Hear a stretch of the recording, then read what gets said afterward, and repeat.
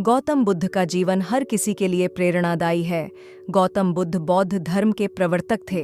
इनका जन्म 433 ईस्वी पूर्व तथा महापरिनिर्वाण 523 ईस्वी पूर्व में हा था।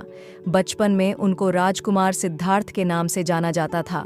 बौद्ध ग्रंथों के अनुसार गौतम बुद्ध के जन्म से 12 वर्ष पूर्व ही एक आर्ष ने भविष्यवाणी की थी कि यह बच्चा या तो एक सार्वभौमिक सम्राट या महान आर्ष बनेगा। 30 वर्ष की आयु में उन्हें ज्ञान की प्राप्ति हुई थी। वह संसार का मोह त्याग कर तपस्वी बन गए थे और परम ज्ञान की खोज में चले गए थे। आइए आज हम आपको सिद्धार्थ के महात्मा बुद्ध बनने तक के सफर के बारे में बताते हैं। जन्मकाल बुद्ध का गोत्र गौतम था। बुद्ध का वास्तविक नाम सिद्धार्थ गौतम था। उनका जन्म शाक्य गणराज्य की राजधानी कपिलवस्तु के निकट लुम्बिनी में हुआ था। बुद्ध के जन्म के 7 दिन के भीतर ही उनकी माता का देहांत हो गया था। उनका पालन पोषण उनकी मौसी गौतमी ने किया था। शिशु का नाम सिद्धार्थ रखा गया था। शाक्य वंश के राजा शुद्धोधन सिद्धार्थ के पिता थे। सिद्धार्थ के जन्म से पूर्व हुई भविष्यवाणी से परेशान होकर उनके पिता ने उन्हें तपस्वी बनने से रोकने के लिए राजमहल की परिधि में रखा। गौतम राजसी विलासिता में पले बढ़े, बाहरी दुनिया से आक्रांत, नृत्य करने वाली लड़कियों द्वारा मनोरंजन, ब्राह्मणों द्वारा निर्देशन और तीरंदाजी, तलवारबाजी, कुश्ती, तैराकी और दौड़ में प्रशिक्षित किए गए थे। कम उम्र में ही उनका विवाह राजकुमारी यशोधरा से करा दिया गया। दोनों का एक पुत्र भी हुआ जिसका नाम राहुल था। गौतम बुद्ध की वजह से बदल गया इस स्त्री का जीवन। जाने कैसे सिद्धार्थ बचपन से ही गौतम बुद्ध की वजह से बदल गया इस स्त्री का जीवन। जाने कैसे सिद्धार्थ बचपन से ही अत्यंत करुण हृदय वाले थे। वह किसी का भी दुख नहीं देख सकते थे।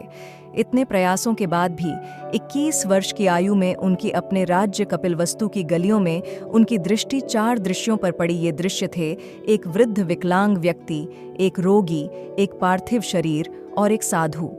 इन 4 दृश्यों को देखकर सिद्धार्थ समझ गए थे कि सबका जन्म होता है, सबको बुढ़ापा आता है, सबको बीमारी होती है और एक दिन सब मृत्यु को प्राप्त होते हैं।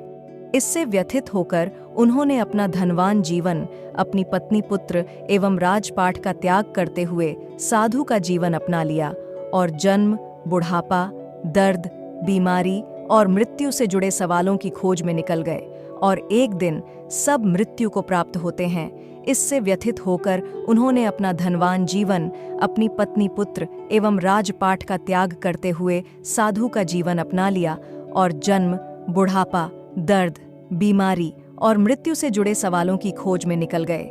भगवान बुद्ध को ज्ञान की प्राप्ति कैसे हुई? सिद्धार्थ ने अपने प्रश्नों के उत्तर ढूंढने शुरू किए। समुचित ध्यान लगा पाने के बाद भी उन्हें इन प्रश्नों के उत्तर नहीं मिले। फिर उन्होंने तपस्या भी की, लेकिन अपने प्रश्नों के उत्तर नहीं मिले। इसके बाद कुछ और साथियों के साथ अधिक कठोर तपस्या प्रारंभ की। ऐसे करते हुए 6 वर्ष व्यतीत हो गए।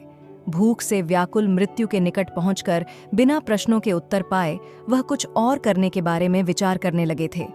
एक गांव में भोजन की तलाश में निकल गए। फिर वहां थोड़ा सा भोजन ग्रहण किया। इसके बाद वह कठोर तपस्या छोड़कर एक पीपल के पेड़, जो अब बोधि वृक्ष के नाम से जाना जाता है, के नीचे प्रतिज्ञा करके बैठ गए कि वह सत्य जाने बिना उठेंगे नहीं।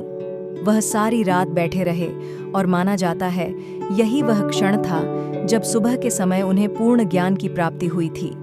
उनकी अविजया नष्ट हो गई और उन्हें निर्वण यानी बोधि प्राप्त हुई और वे 35 वर्ष की आयु में बुद्ध बन गए।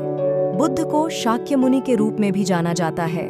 7 हफ्तों तक उन्होंने मुक्ति की स्वतंत्रता और शांति का आनंद लिया। प्रारंभ में तो वह अपने बोधि के बारे में दूसरों को ज्ञान नहीं देना चाहते थे।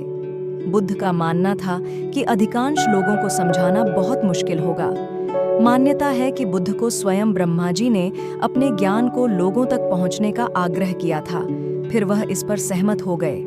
इस तरह उन्होंने अपना पहला धर्मोपदेश उत्तर प्रदेश के वाराणसी के पास सारनाथ में अपने पहले मित्रों को दिया था।